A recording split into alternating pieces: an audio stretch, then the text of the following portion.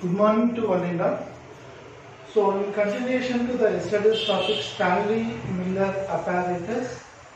So, we'll try to understand how the origin of life occurred on the Earth's surface. Coming to the origin of life on the Earth's surface, when you see onto this origin of life on the Earth's surface, you can see that the first theory was theory of schizotropism or theory of special divine creation. So, theory of special creation. So, this theory of special creation was proposed by Father Suraj. According to this theory, he has proposed three consternations, that is, three rules or consternations for the special theory. So, the three consternations of the special or divine theory is: all the living organisms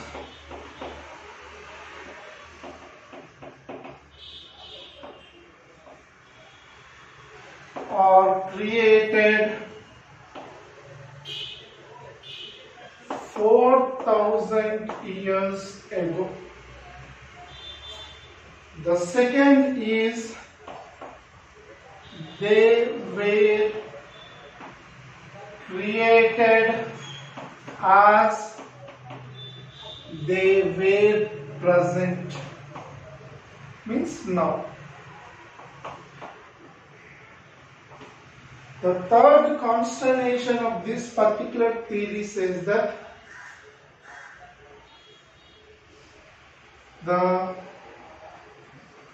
no changes in the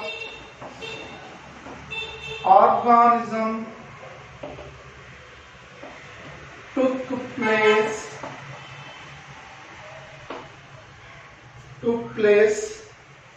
No changes in the organism took place since their creation.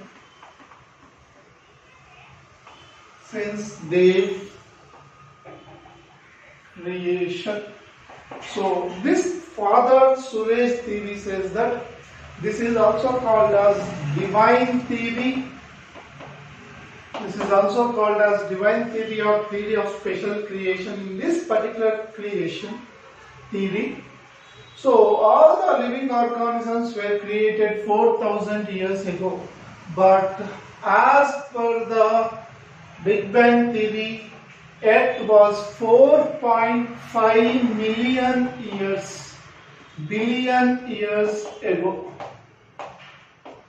So, the first rule was not accepted. Second one, they were created as they were present, means however the living organisms like human beings itself, horse, whatever the organisms, but other theories says that they have undergone continuous change. Some organisms stayed as there, but some organisms have been evolved from the pre-existing organisms. So, here the second theory was also, the second consternation was also proved to be wrong.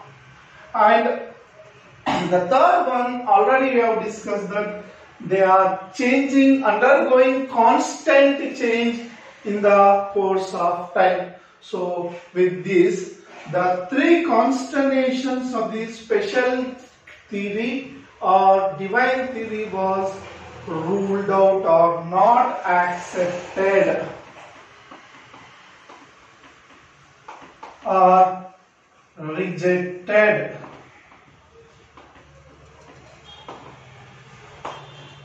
Based on this particular phenomenon, so many tried to explain the different theories. Many evolutionists Many evolution biologists and evolution chemists, biochemists have tried to explain that.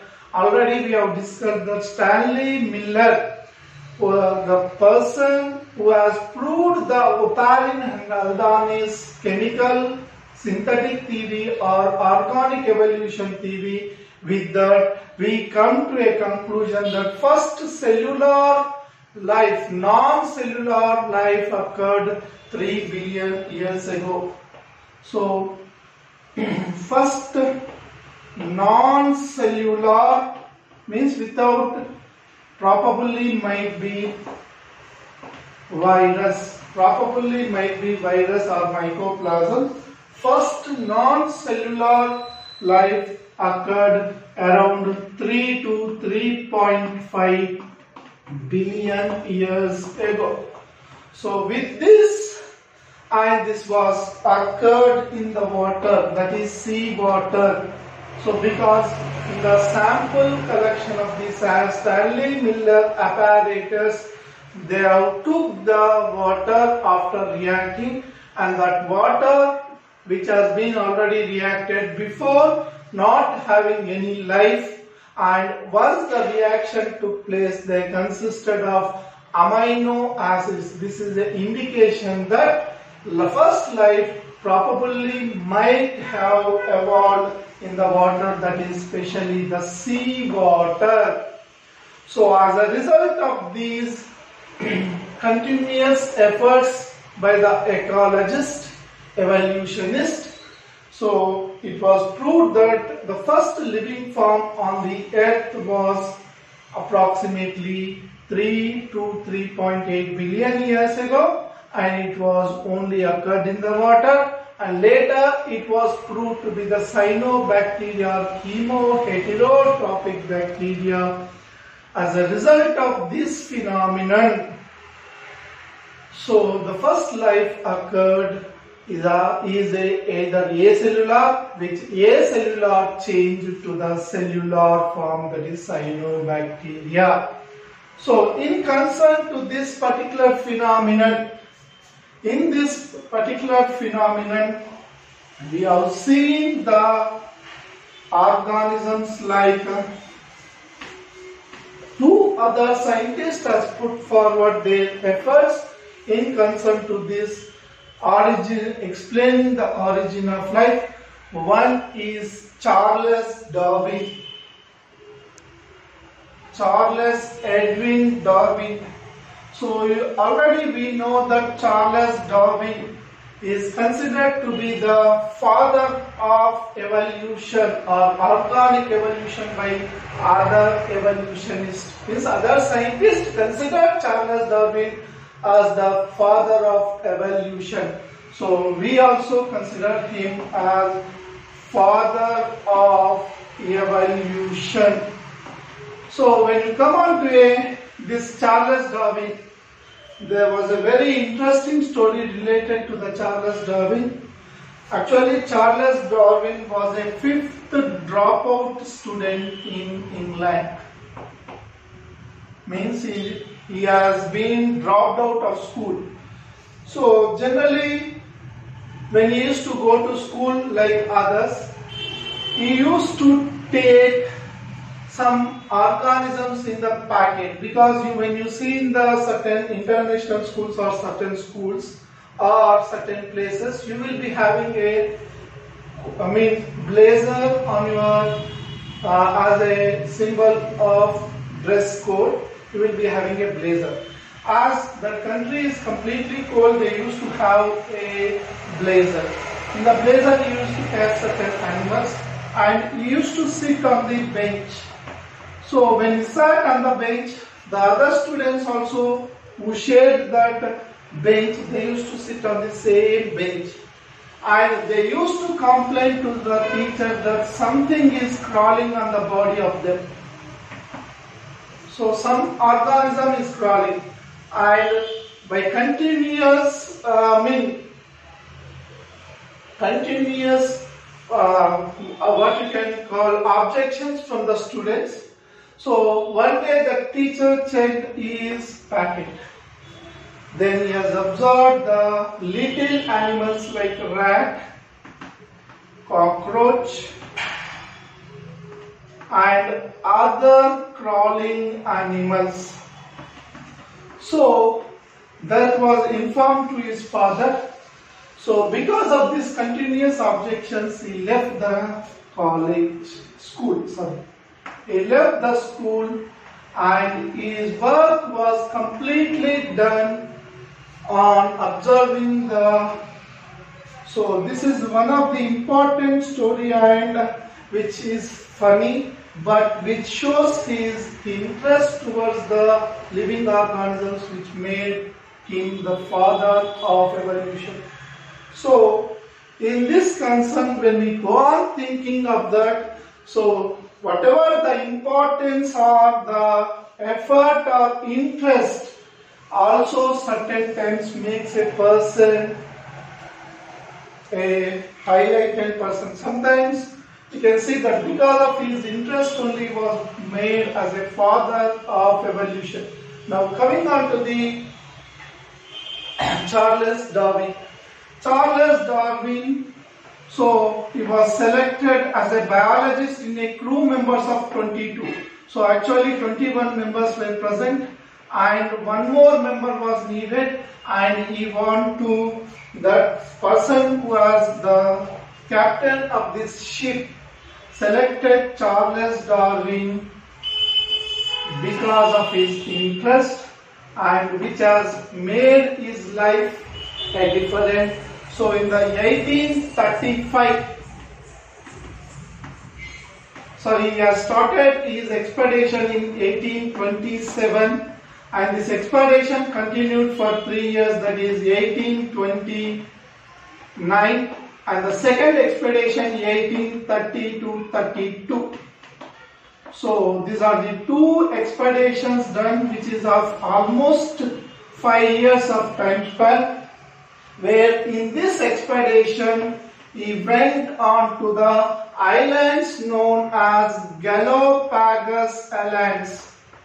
So this is an island group of islands present near to the West Indies.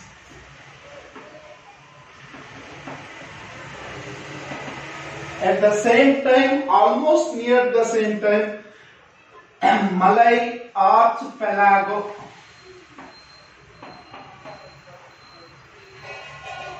Alfred Russel Wallace.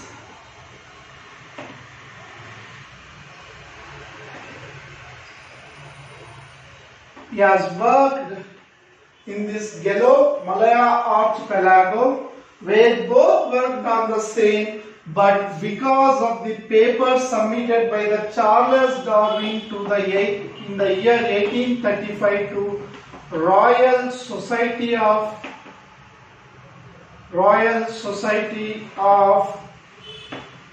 London. So his work came into highlighted, but at the same time Alfred Russel Wallace worked on the different animals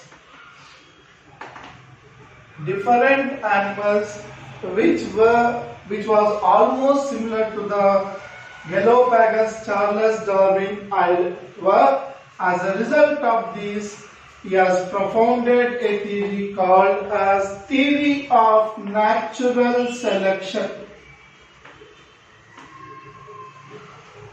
Theory of natural selection. So according to this theory of natural selection, nature selects the fit one. Nature selects fit one, and nature itself eliminates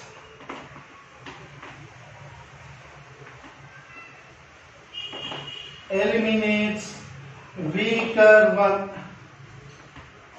Nature itself eliminates weaker one.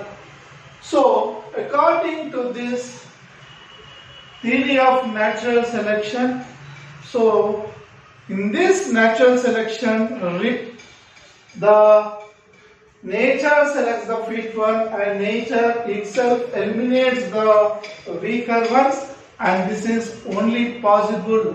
The whichever are selected by the nature, they are reproductively fit, only survives again. Again the reproductive fitness is considered and reproductive fit organisms survives, others perish. At the same time, the Alfred Russel Wallace has proposed the natural selection like theory. His work also was considered by the Royal Society, but the credit was given to the Charles Darwin. Actually, Charles Darwin worked on a finches. Finches means the birds like our sparrows. So, he was very much attracted by the several characteristic features, but the most important characteristic feature which he has taken was the beak, size and shape.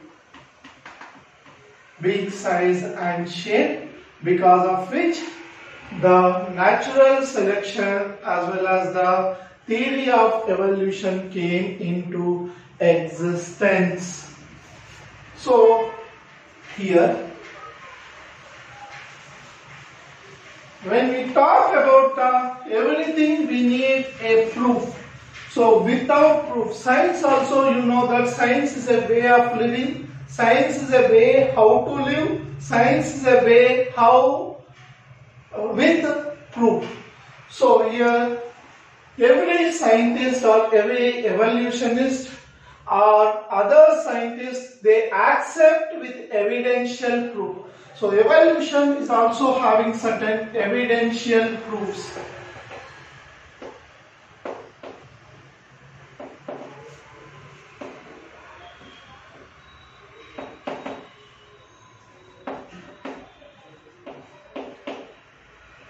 So in the similar way, what are the different types of proofs?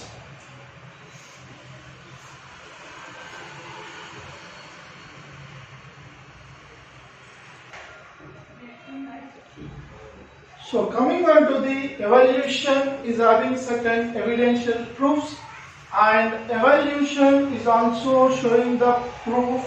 So what are the different types of evidences? When you come on to the evidences, the first one is embryological evidences. Embryological evidences. The second one is paleontological evidences. Paleontological evidences. Third one is comparative anatomical evidences.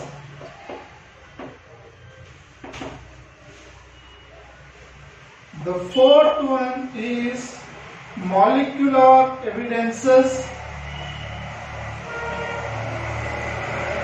Molecular evidences. The fifth one is biochemical evidences. Biochemical evidences. The sixth one is serological evidences.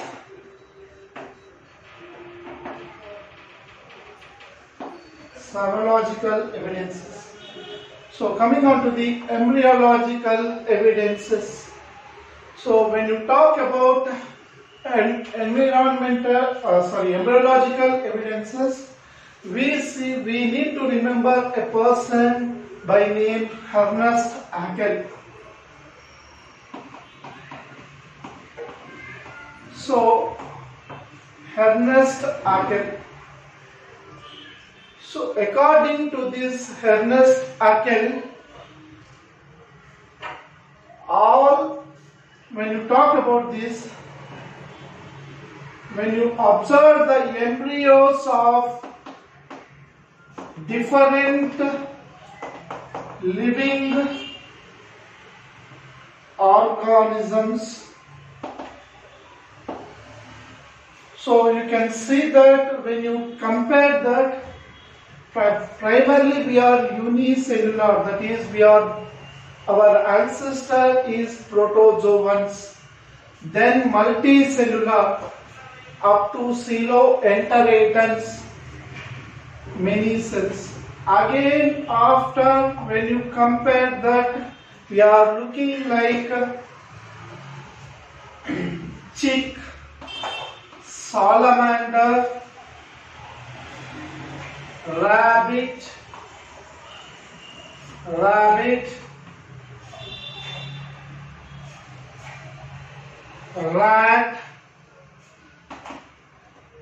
and monkey, ape, man. So when you take these of embryos into consideration and if you observe them at the different stages, almost at the month of 7, our embryo look almost like a monkey, and in the 4th or 5th month or 3rd month before the formation of the organs, during the development from 90 days of developmental phase of the embryo to the 9 months, we can see that our embryo represents one or more than one characteristic feature in a part of time. So this is an indication that we are evolved from our previous ancestors called as, which shows us the proof that we have been evolved from our common ancestors unicellular, and then showing our common ancestors like the above. Now, when you talk about this, Ernest Haeckel has showed that all vertebrates are developed from gill slits.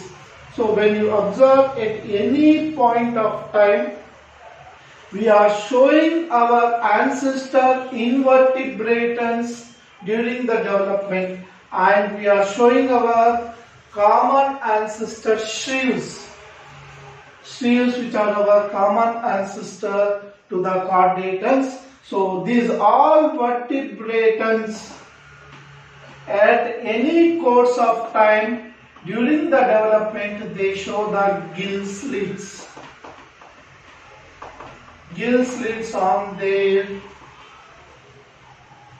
embryo, on their embryos. So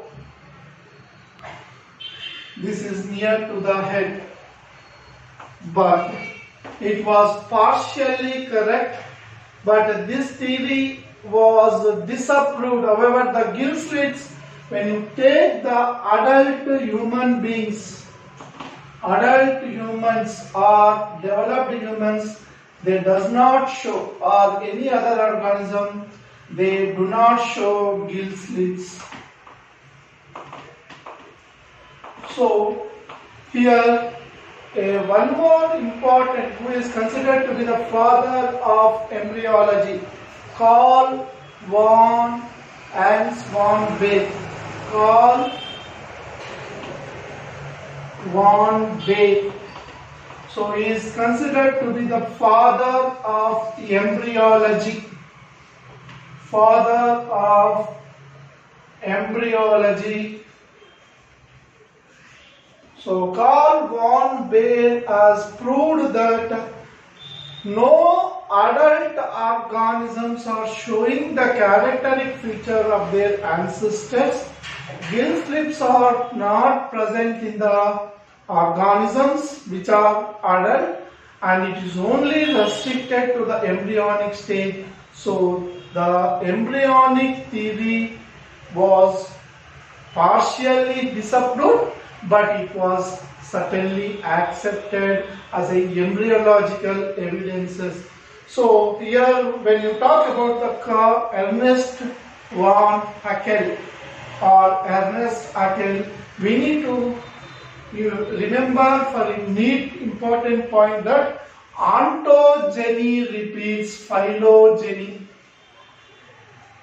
Ontogeny repeats phylogeny means in the life stages of a organism the ancestral characters are shown. So this is most ontogeny repeats phylogeny means Haeckel. Haeckel means you need to remember about the cell, because he was also put forward some of his important contributions towards the cell and especially chloroplast. And he is the person to say that chloroplast is a cell within a cell or eukaryotic cell organelle, prokaryotic cell in a eukaryotic cell. So this is the two terms, please remember. This is not connected with the second year, but as we have come across the name Ernest Haeckel, you remember these two. Ontogeny repeats phylogeny, and related to the chloroplast, he has first used the term that prokaryotic cell organelle in a eukaryotic cell. So now coming on to the next one, paleontological evidences. Here paleontological evidences mean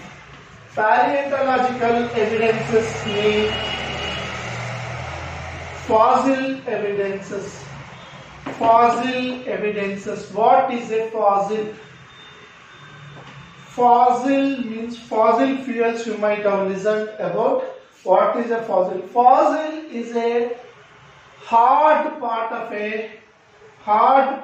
a plant or animal. Hard part of a plant or animal which is left over as a evidence in course of time. Is called fossil.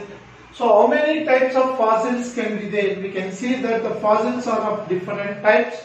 It can be the excreta. It can be a gum with animal imprint.